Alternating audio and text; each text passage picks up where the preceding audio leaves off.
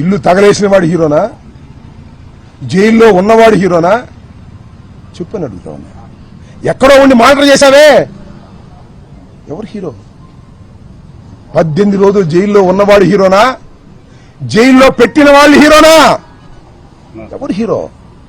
ఆలోచించుకో. ఇంత పెద్ద సినిమా తీసి మీరు విలన్ అయ్యారు, అవునా కదా?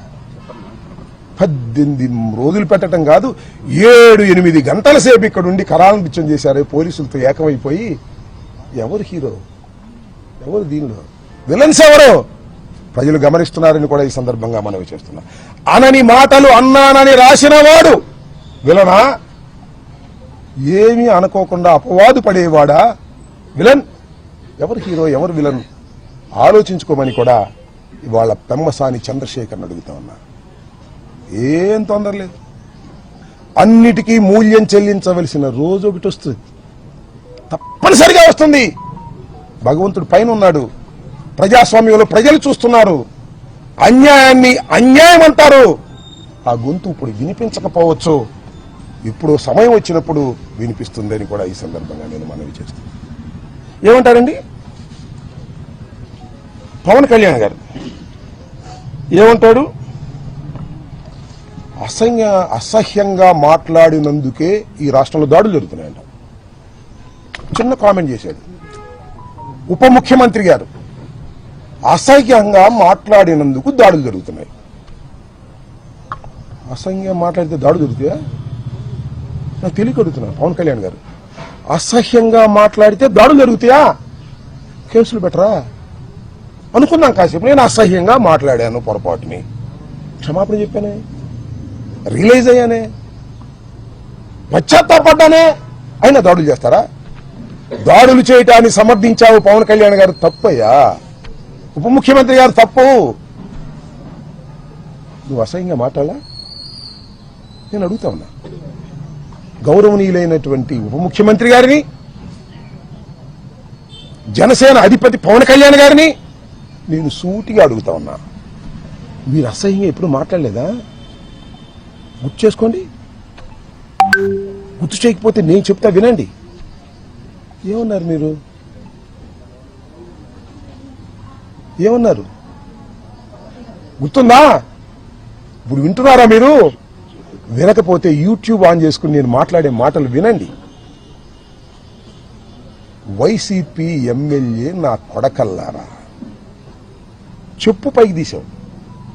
ఎక్కడా స్పర్ ఆఫ్ ది మూమెంట్ కాదు, గొడవలో కాదు, ఒక వేదిక మీద, నీ జనసేన నాయకులందరూ కూర్చున్నటువంటి వేదిక మీద, మీడియా అంతా ఉన్నటువంటి వేదిక మీద ఒక మైక్ పెట్టుకుని మాట్లాడావు. నేను అలా కాదు, spur of the moment, mic లేదు, కారులో ఉన్నాను, క్షమాపణ చెప్పాను. నువ్వు వైసీపీ ఎమ్మెల్యే నా కొడకల్లారా అన్నావే, నేను అప్పుడు ఎమ్మెల్యేనేగా.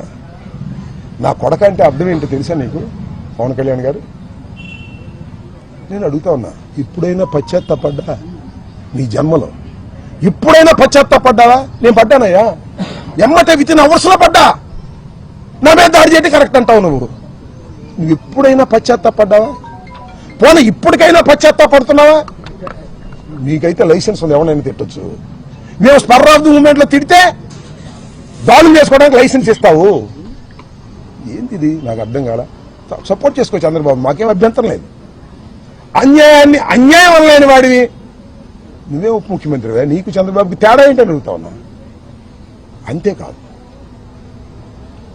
వాళ్ళ అన్నగారు నాగేంద్రబాబు గారు సీఎం తిడితే ముద్దు పెట్టుకుంటారు, జైల్లో పెట్టక అన్నాడు. అయినా అంబటి రాంబాబు కాపును ఆపాదిస్తారేంటి అంటే, నేను కాపును కాదనమాట, వాళ్లే కాపులు అనమాట. ఏమండి, అంబటి రాంబాబు కాపును ఆపాదిస్తారేంటి? కాపును కాదా నేను? సందర్భం వచ్చినప్పుడు కాపుల కోసం గొంతెత్తిన వాడిని కూడా మనం చేస్తున్నా. మీరు గొంతులు మూసుకున్నారయ్యా. నువ్వు మీ తమ్ముడు పవన్ కళ్యాణ్ చిరంజీవి గొంతెత్తాడు, గుర్తు చేస్తున్నా.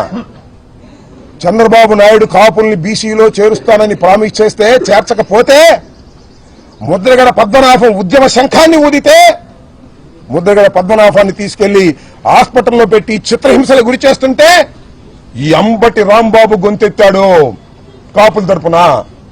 నేను కమ్మ ద్వేషిని కాదు, నా కులం తరపున గొంతెత్తాను. నువ్వు ఇచ్చిన ఆ వాగ్దానాన్ని నెరవేర్చలేదని ముద్దగడ పద్మనాభం ఉద్యమం చేస్తుంటే హైయత్తులో మీటింగ్ పెట్టాం. మహానుభావుడు దాసరి నారాయణరావు గారు వచ్చాడు, చిరంజీవి గారు వచ్చారయ్యా.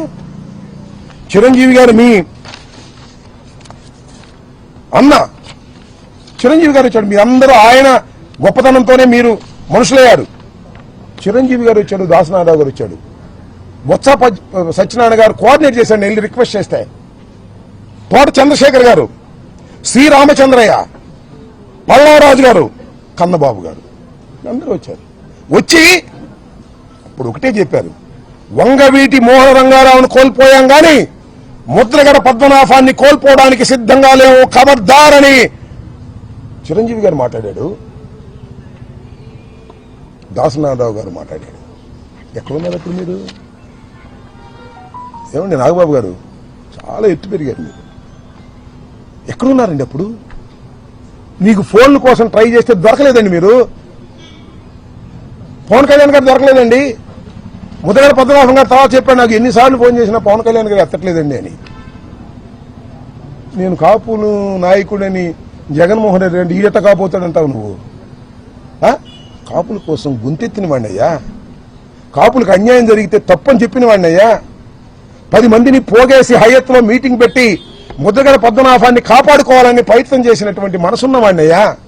నేను కమ్మ వ్యతిరేకిని కాదయ్యా, కాపు కులంలో పుట్టాను కాబట్టి నా కులానికి అన్యాయం జరుగుతుంటే మాట్లాడాలని ప్రయత్నం చేసినటువంటి వ్యక్తిని కాపు కాదంటావా నువ్వు? మీరే కాపులా? మీరే కాపులా అంటున్నా. ఏమండి, చంద్రబాబుని తిడితే అనుకోని కాసేపు కమ్మవారిని తిట్టినట్ట. ఏమండి, చంద్రబాబుని తిడితే కమ్మవారిని తిట్టినట్ట. రాంబాబుని తిడితే రాంబాబు ఇల్లు తగలేస్తే, రాంబాబుని చంపడానికి ప్రయత్నం చేస్తే, రాంబాబు కారులు ధ్వంసం చేస్తే ఎవరిని చేసినట్టు అంటే నేను కులం లేని అనాథన ఈ రాష్ట్రంలో, నేను కులం లేని అనాథన ఈ రాష్ట్రంలో అడుగుతా ఉన్నా. నాకెవరు రియాక్ట్ కారని అనుకోకండి అని మనవి చేస్తున్నా. రియాక్ట్ అయ్యే రోజు ఒకటి వస్తుందని మనవి చేస్తున్నా. ఏంటి అన్యాయం? చంద్రబాబుని తిడితే కమ్మవారికి కోపం వస్తుంది, రాంబాబుని కొట్టినా తిట్టినా దౌర్జన్యం చేసినా ఎవరికి కోపం రాకూడదు. పవన్ కళ్యాణ్ గారు చెప్తున్నాడు, నాగేంద్ర బాబు గారు చెప్తున్నారు, మీరు ఎవరికి కోపం రావద్దండి. ఎన్నాళ్ళు తాగుతారయ్యా చంద్రబాబు నాయుడు మోచేతి నీళ్ళు? ఎన్నాళ్ళు తాగుతారు చెప్పండి? నీకు మంత్రి స్థాయిని ఎగ్గొట్టినా కూడా నువ్వేం మాట్లాడు. ఏమిటి అన్యాయం అని అడుగుతా ఉన్నా. గుర్తుపెట్టుకోండి, నేను చెప్తున్నా, every dog has its own day. ప్రతి కుక్కకి ఒక రోజు వస్తుంది, ది ద సేయింగ్. ఈ రాంబాబు అనే కుక్కకి కూడా ఒక రోజు వస్తుంది. ఈ కులం లేని కుక్కకి కూడా ఒక కులం ఉంది. గుర్తుపెట్టుకోండి, లేదనుకోకండి, మీకే ఉందనుకోకండి. ఈ కులం లేని కుక్కకి కూడా ఒక కులం ఉంది ఈ రాష్ట్రంలో. కులాల ప్రస్తావన చేస్తుంది మీరు, నేను కాదు. గుర్తుపెట్టుకోండి చంద్రబాబు నాయుడు గారు, యూ మానిటర్డ్ ఎవ్రీథింగ్. ప్రతి క్షణము మీరు మానిటర్ చేశారు. పెమ్మసాని మానిటర్ చేశారు. ఎస్పీ వచ్చాడు ఇక్కడికి, ఎస్పీని వెళ్ళిపోమన్నారు. సీఎం ఆఫీస్ నుంచి ఎస్పీ వెళ్ళిపోమన్నారు. ఎందుకంటే ఈ తగలేయడానికి సిద్ధంగా ఉన్నారు మా వాళ్ళు, మీరు ఉంటే బాగోదని పంపించారు. ఎప్పుడైనా చూశారండి 7 గంటలు 8 గంటల సేపు రవిడీజం చేస్తుంటే రోడ్డు మీద పోలీసులు కాపలా కాశారు? ఏమిటి అన్యాయం అంటున్నా. ఇంత దుర్మార్గమైనటువంటి కార్యక్రమం చేసి 18 రోజులు జైల్లో పెట్టారు. ఏం చేశారు మీరు? 18 రోజులు జైల్లో పెడితే రాంబాబు భయపడతాడా? అంటున్నా.